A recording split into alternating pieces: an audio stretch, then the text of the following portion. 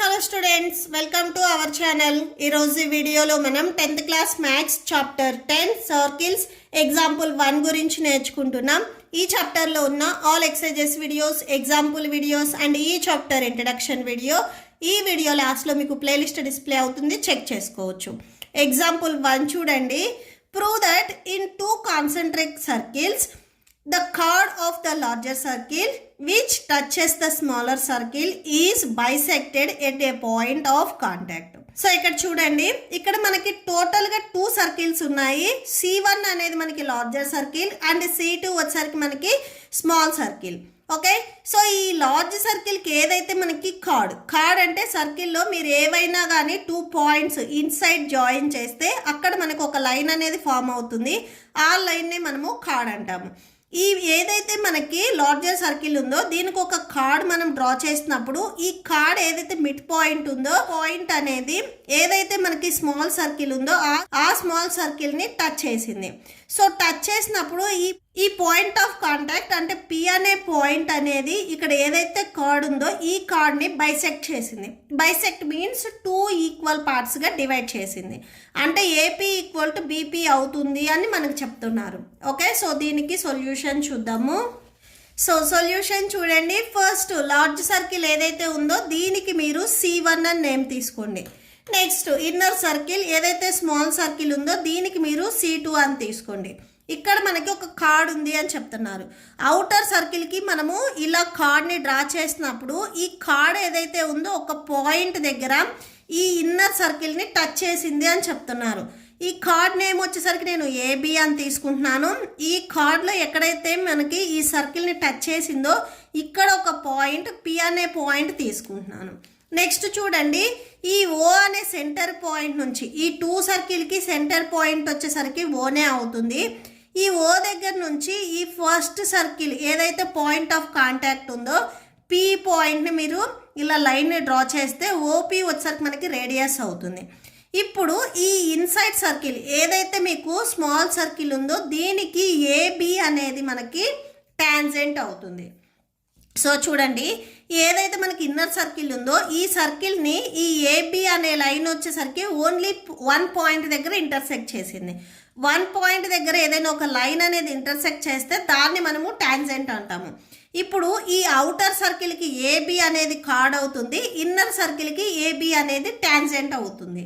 Okay, so ఇక్కడ మీరు doubt ఉంటే జస్ట్ ఒక నోట్ పాయింట్ లాగా డయాగ్రామ్ కింద రాసుకోండి. ఇది మీరు ఎగ్జామ్లో రాయాల్సిన అవసరం ఏం లేదు. A B is chord to the outer circle and same ఇదే A B is tangent to the inner circle. మీరు బిగ్ ఆర్ స్మాల్ సర్కిల్ అయినా రాసుకోవచ్చు, ఇన్నర్ సర్కిల్. ఓకే, జస్ట్ ఇది ఒక మీరు నోట్ పాయింట్ లాగా రాసుకోండి మీకు గుర్తుండడానికి. సో ఇప్పుడు సొల్యూషన్ చూడండి. Given 2 concentrate circles C1 and C2. ఈ 2 సర్కిల్కి మనం నేమ్ ఇచ్చాము C1 అండ్ C2. ఈ 2 సర్కిల్కి same centre O. Okay, O and next చూడండి, A B is the chord. AB is the chord of the larger circle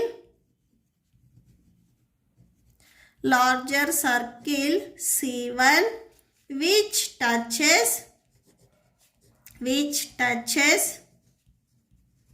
the small circle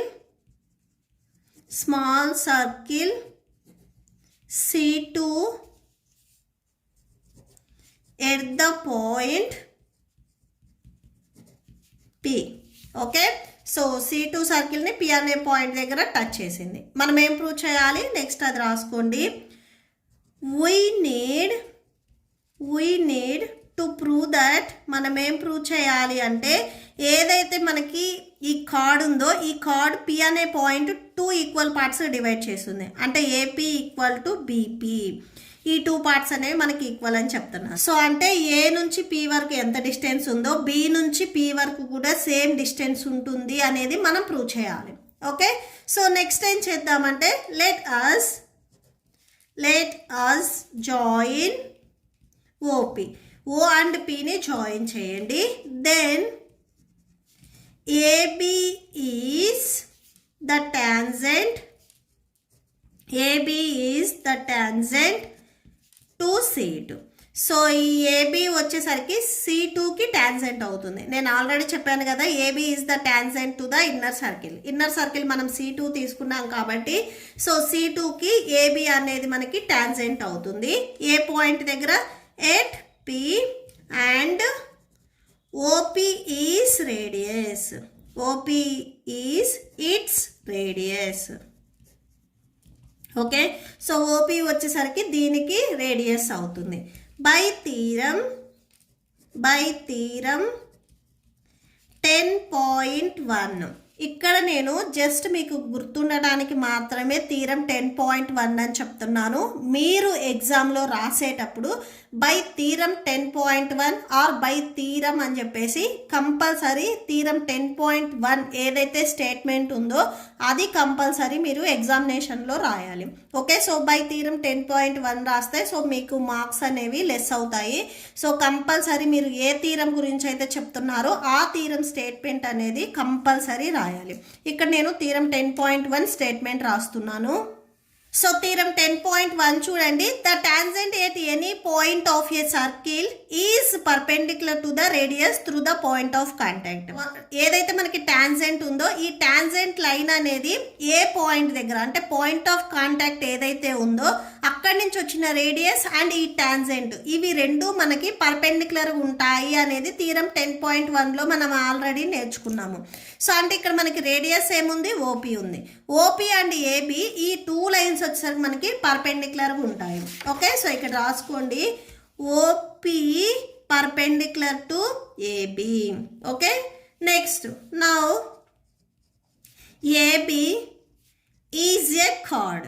so AB వచ్చేసరికి మనకి tangent అవుతుంది, card అవుతుంది. సో ఏ సర్కిల్కి మనకి chord అవుతుంది అంటే chord of the circle C1. So ఏదైతే మనకి అవుటర్ సర్కిల్ ఉందో C1 సర్కిల్, ఈ C1 సర్కిల్కి ఏబి అనేది కార్డ్ అవుతుంది. అండ్ ఇప్పుడే మనం ప్రూవ్ చేసాము OP perpendicular to AB. So therefore OP is the bisector of the chord AB as the perpendicular